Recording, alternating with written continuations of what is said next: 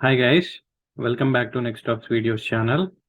Last వీడియోలో మనం Terraform import గురించి డిస్కస్ చేసాం.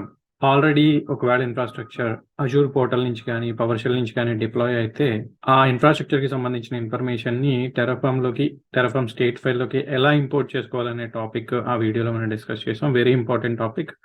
ఒకవేళ చూడకపోతే వెళ్ళి చూడండి. అలాగే దయచేసి నా ఛానల్కి సబ్స్క్రైబ్ అవ్వండి, షేర్ చేయండి, మర్చిపోకుండా బెల్ ఐకాన్ మీద క్లిక్ చేయండి. సో నేను ఎప్పుడు వీడియో పబ్లిష్ చేసినా మీకు నోటిఫికేషన్ వస్తుంది. If you haven't subscribed already, please go ahead and do it now to receive the notification whenever I publish a new video. So in continuation with the Terraform import video, next ఈ సిరీస్లో మనకి Terraform functions గురించి discuss చేసుకోబోతున్నాం. Terraform functions అంటే ఏంటి, వాటిని ఎలా వాడతారు, ఎందుకు ఉపయోగపడతాయి, మనకి కొన్ని ఎగ్జాంపుల్స్ చూద్దాం. అండ్ స్లైడ్లో చెప్పినట్టుగా ఫంక్షన్స్ అనేవి కోడ్ని సింప్లిఫై చేయడానికి హెల్ప్ చేస్తాయి. ఒక విధంగా ఫంక్షన్ అనేది ఏంటి అంటే రీయూజబుల్ కోడ్ అన్నమాట. అంటే ఎవరో ఒక స్పెసిఫిక్ ఆపరేషన్ని పర్ఫామ్ చేయడానికి ఒక ఫంక్షన్ని డిఫైన్ చేసి ఉంచారు అంటే ఆ కోడ్ లాజిక్ మళ్ళీ మనం రాయక్కర్లేదు.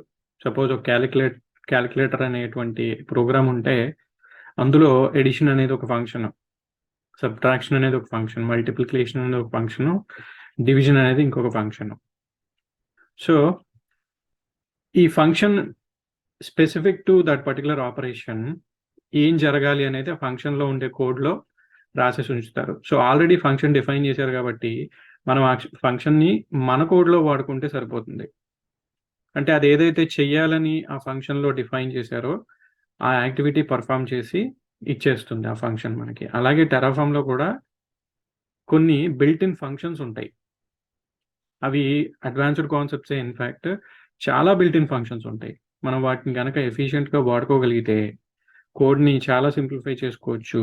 కొన్ని సందర్భాల్లో లైక్ మనం ఎక్కువ కోడ్ కూడా రాయాల్సిన అవసరం లేకుండా ఉన్నటువంటి ఫంక్షన్స్ తోటే మన ఇన్ఫ్రాస్ట్రక్చర్ని ఇంకొంచెం బెటర్గా హ్యాండిల్ చేసుకోవచ్చు.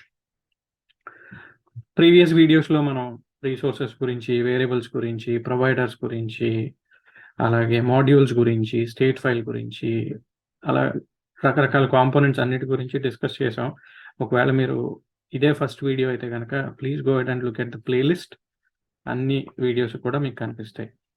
సో ఫంక్షన్స్ గురించి మాట్లాడుకునేటప్పుడు స్పెసిఫిక్గా ఈ స్లైడ్లో చూపించినట్టుగా జస్ట్ ఒక జాయిన్ ఫంక్షన్ ఎగ్జాంపుల్ చెప్తున్నాను ఇక్కడ.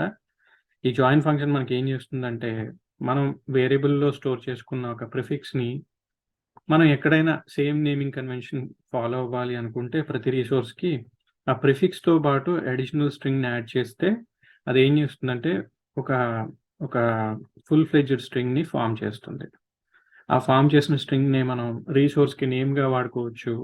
సో అన్ని రీసోర్సెస్కి ఆ ప్రిఫిక్స్ అనేది కామన్గా ఉంటుంది అనమాట. ఇక్కడ మనం వాడుతున్నటువంటి ఫంక్షన్ ఏంటంటే జాయిన్ ఫంక్షన్. సో అలా మనం ఫంక్షన్ వాడుకుని సింప్లిఫై చేసుకోవచ్చు వర్క్ని. So let me go back to Terraform functions documentation.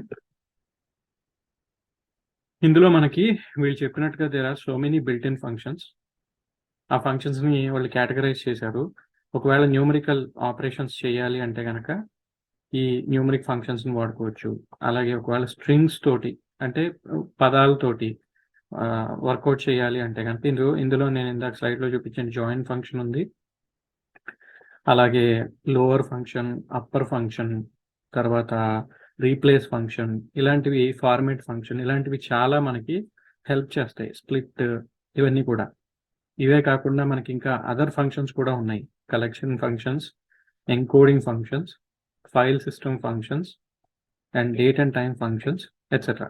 So అసలు ఎలా మనం ఈ డాక్యుమెంటేషన్ని చూడాలి, ఎలా వాడుకోవాలంటే ఏదైనా ఒక స్పెసిఫిక్ ఫంక్షన్ వాడాలి అని మీకు అనిపిస్తే టెరాఫామ్ డాక్యుమెంటేషన్కి వెళ్ళి ఆ ఫంక్షన్ ఉందో లేదో చూసుకుని ఫంక్షన్ డాక్యుమెంట్ ఓపెన్ చేసిన తర్వాత వాళ్ళు మనకు ఒక ఎగ్జాంపుల్ ఇస్తారు. ఈ ఎగ్జాంపుల్ ఏం చెప్తుందంటే ఈ ఫంక్షన్ని ఇలా డిఫైన్ చేయాలి. జాయిన్ అని స్టార్ట్ చేసి తర్వాత ఒక సెపరేటర్ అంటే ఏంటంటే రెండు పదాలు ఉన్నప్పుడు వాటిని జాయిన్ చేయడానికి ఈ ఫంక్షన్ వాడతారు. పైన చెప్పినట్టుగా join produces a string by concatenating together all elements of a given list of strings with a given delimiter. So separator అనేది ఏంటంటే ఆ మల్టిపుల్ పదాలని విడదీసేటటువంటి డెలిమిటర్ అన్నమాట. కామా అవ్వచ్చు, ఫుల్ స్టాప్ అవ్వచ్చు, పైప్ సింబల్ అవ్వచ్చు, ఇంకొకటి అవ్వచ్చు. లిస్ట్ అంటే ఏంటంటే array of words, array of strings. So ఈ రెండింటిని మ్యాండేటరీగా ఆర్గ్యుమెంట్స్ కింద ఈ ఫంక్షన్కి పాస్ చేయాలి మనం. సో ఇప్పుడు జాయిన్ అనే ఫంక్షన్ ఇక్కడ ఎగ్జాంపుల్ చూస్తే ఇక్కడ ఇది లిస్ట్ అంటారు దీన్ని, ఎందుకంటే మల్టిపుల్ వర్డ్స్ ఉన్నాయి ఇందులో. ట్రెడిషనల్ ప్రోగ్రామింగ్ లాంగ్వేజెస్లో దీన్నే అరే అని కూడా అంటారు. పైథాన్ లాంటి లాంగ్వేజ్లో దీన్ని లిస్ట్ అంటారు. List is a combination or collection of multiple strings. So ఇక్కడ ఫూ, బార్, బాజ్ అనేవి 3 స్ట్రింగ్స్, అవి 3 కూడా కామాతో సెపరేట్ అయినాయి. సో సెపరేటర్ అనేది ఇక్కడ కామా. సో దీని సింటాక్స్ ఇలా ఉంటుంది. ఒకవేళ మనం దీన్ని ఎగ్జిక్యూట్ చేస్తే అది ఏం చేస్తుందంటే మూడింటిని కూడా తీసేసి మనకు అవుట్పుట్ ఇలా చూపిస్తుంది అనమాట. అలాగే స్ప్లిట్ అంటే ఒకవేళ opposite of join, split functionality చూస్తే ఉన్నటువంటి పదాలని విడదీస్తుంది. సో సెపరేటర్ డెఫినెట్గా ఇవ్వాలి. అలాగే ఇది లిస్ట్ కాదు, స్ట్రింగ్ ఇది. సో ఇక్కడ ఏం చేశాడు, సెపరేటర్ ఇచ్చాడు కామాని. అలాగే లిస్ట్ లా కాకుండా జస్ట్ ఒక simple string separated by commas ఇచ్చాడు. అది ఏం చేసిందంటే దాన్ని తీసుకెళ్ళి ఒక లిస్ట్ ఆఫ్ సెపరేట్ వర్డ్స్ కింద ప్రింట్అవుట్ చేసింది. సో ఇలా మనం ఫంక్షన్స్ని వాడి మన కోడ్ని కొంచెం ఎఫిషియెంట్గా మార్చుకోవచ్చు. సో ఒక ఎగ్జాంపుల్ చూద్దాం, ఒక స్టోరేజ్ అకౌంట్ని ఎలా క్రియేట్ చేయాలి ఎగ్జాంపుల్ చూద్దాం. దానికన్నా ముందు అసలు మనకి ఫంక్షన్స్ అవుట్పుట్ ఎలా వస్తుంది అనేది కన్సోల్లో చూద్దాం ఒకసారి. Going back to the code. So ఇక్కడ ఏమీ లేదు ప్రస్తుతానికి. అయితే just simple provider definition, authentication information ఉంది. అండ్ దెన్ మనం ఇక్కడ ఏం చేయబోతున్నాం అంటే వేరియబుల్స్లో మనకి 5 వేరియబుల్స్ ఉన్నాయి. అందులో ప్రిఫిక్స్ అనే వేరియబుల్ కూడా ఉంది. వీటికి సంబంధించినటువంటి వాల్యూస్ని నేను TF వాల్యూస్లో డిఫైన్ చేశాను. అంటే ఇక్కడ ప్రిఫిక్స్ అనేది డెఫినెట్లీ ప్రతి రీసోర్స్కి కూడా నెక్స్ట్ స్టాప్స్ అనే పదంతో స్టార్ట్ అవ్వాలి అని చెప్తున్నాను. ఇప్పుడు దీన్ని నేను ఇక్కడ వాడుకోవాలంటే నేను సింపుల్గా ఏం చేయాలంటే, అంటే మనం యాక్చువల్గా డిఫైన్ చేసి మనం ఎక్స్పెక్ట్ చేసినటువంటి అవుట్పుట్ వస్తుందో లేదో చెక్ చేసుకుందాం ఫస్ట్. అలా చెక్ చేసుకోవడానికి అవుట్పుట్ వాడతారు. దానికి ప్రిఫిక్స్ చెక్ అని చెప్తున్నాను, జస్ట్ నేమ్. సో ఇక్కడ వాల్యూ అనేటటువంటి ఒక దీన్ని డిఫైన్ చేసి జాయిన్ అనే ఫంక్షన్ వాడుతున్నాను.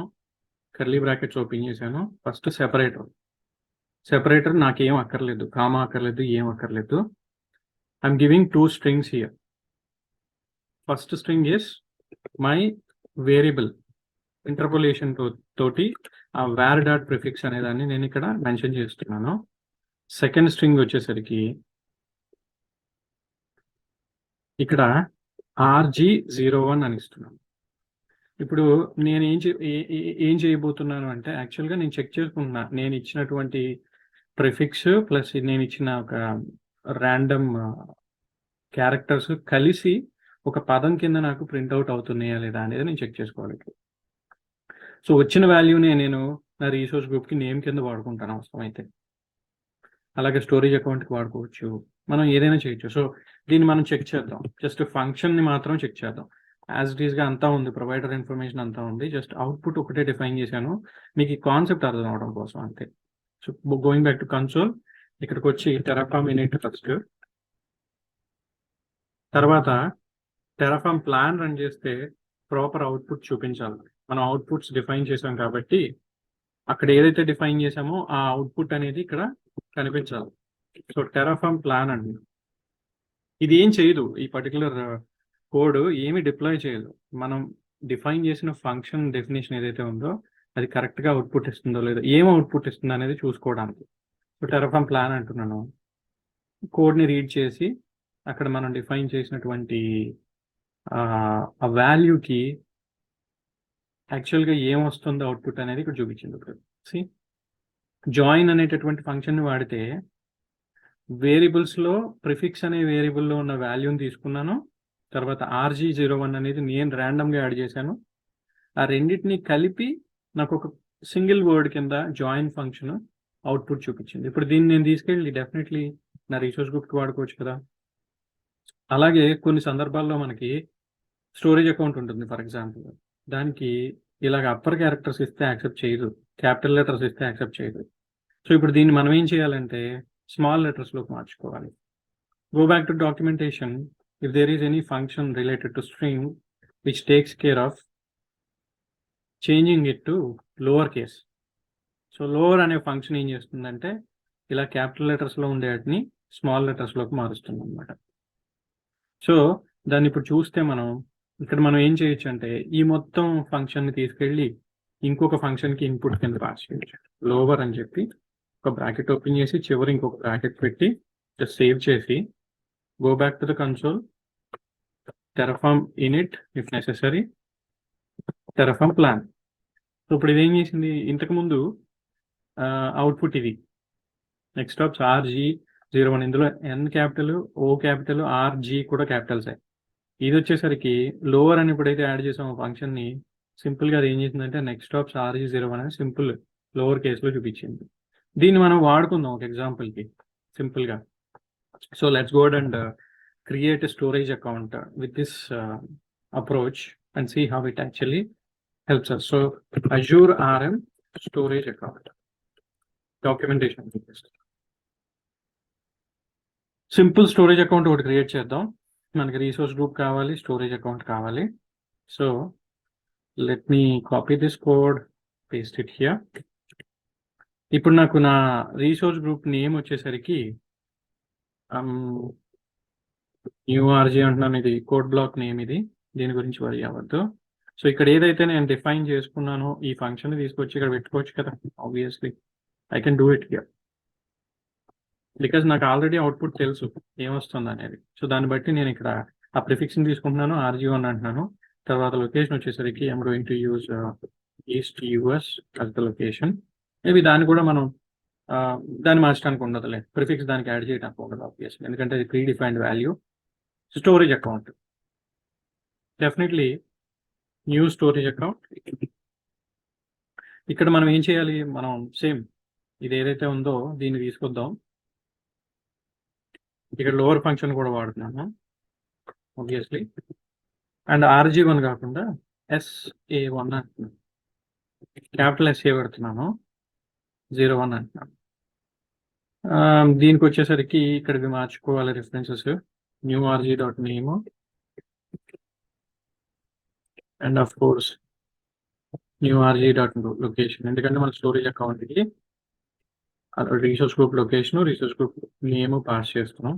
Standard storage account and LRS and environment ఇవి అవసరం లేదు, it's as of now it's okay. So maybe RG information మనకి RG నేమ్ ప్రింట్ చేయాలనుకుంటే సింపుల్గా మనం లోవర్ తీసేసి RG01 ఒకటే ఉంచి పెట్టుకోవచ్చు. అలాగే ఇంకొక అవుట్పుట్ రాసుకుని ఇక్కడ SE నేమ్ అంటే స్టోరేజ్ అకౌంట్ నేమ్, సో దాన్ని వచ్చేసరికి ఇట్లా పెట్టాలి జస్ట్ టు సింప్లిఫై. సో మనకి రెండు అవుట్పుట్స్ చూపిస్తాయి, ఆ రెండు అవుట్పుట్స్ తోటే మనకి రీసోర్సెస్ కూడా డిప్లాయ్ అవుతాయి. సో ఆ విధంగా మనం చేయొచ్చు. ఒకవేళ సింటాక్స్ ఎర్రర్స్ ఏమైనా ఉంటే మనకి ఇనిషియలైజ్ చేసుకున్నప్పుడే తెలుస్తుంది కాబట్టి no need to worry. But మన స్టోరేజ్ అకౌంట్కి మన రీసోర్స్ గ్రూప్కి ఈ ప్రిఫిక్స్ని వాడి ఒక పేరుని అనేది జనరేట్ చేస్తుంది అనమాట ఈ functions. So let me do clear screen first and terraform init. Init అవసరం లేదు ప్రతిసారి, but I'm just doing it. Terraform plan run చేద్దాం, ఆర్ వ్యాలిడేట్ రన్ చేద్దాం. ఫస్ట్ కోడ్ వ్యాలిడేషన్కి configuration is valid and then ఒక పని చేద్దాం. Let me log in to portal and show you if the resource group is already existing or not. మనం అనుకున్న resource group existing ఉందా, storage account existing ఉందా లేదా అనేది మనం చెక్ చేసుకుందాం first. Then will proceed with the deployment. So ఫంక్షన్స్ని వాడి మనం కోడ్ని కొంచెం సింప్లిఫై చేసుకోవచ్చు అనే దానికి ఒక జస్ట్ సింపుల్ ఎగ్జాంపుల్. మన దగ్గర రీసోర్స్ గ్రూప్స్ ఇవి ఉన్నాయి ప్రస్తుతానికి. నెక్స్టాప్స్ RG01 అనేది లేదు, అలాగే స్టోరేజ్ అకౌంట్లో కూడా ఒకటే స్టోరేజ్ అకౌంట్ ఉంది. ఇప్పుడు మనం వెళ్ళి టెరఫార్మ్ ప్లాన్ రన్ చేస్తే ఫస్ట్ అది చూపిస్తుంది ఏమేం చేయబోతుంది అనేది. ఒక రీసోర్స్ గ్రూప్ని క్రియేట్ చేస్తుంది, ఒక స్టోరేజ్ అకౌంట్ని కూడా క్రియేట్ చేస్తుంది. చూద్దాం అది ఏంటి అనేది. సో ఆర్జీ నేమ్ ఇలా వస్తుంది, స్టోరేజ్ అకౌంట్ నేమ్ ఇలా వస్తుంది. కోడ్ ఏం ప్రాబ్లం లేదు. So let's go and apply this code.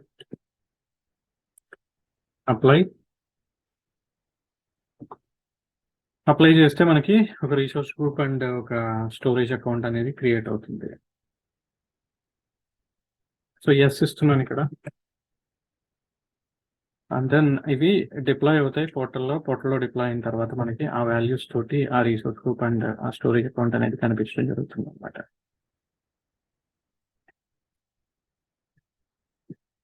It's creation resource group అయితే క్రియేట్ అయిపోయింది, స్టోరేజ్ అకౌంట్ క్రియేట్ అవుతుంది. Let's go and refresh the resource groups. RG1 వచ్చింది మనం ఇచ్చిన పేరుతో, అలాగే స్టోరేజ్ అకౌంట్ కూడా వచ్చేస్తుంది.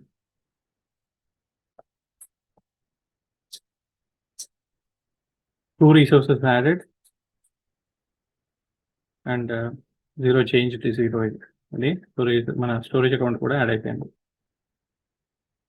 It will take a minute to get reflected, but anyway we can see the storage account inside this. See next of SA01.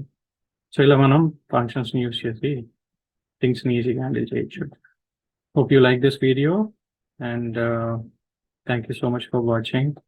Please do subscribe and share. See you in the next video. Thank you.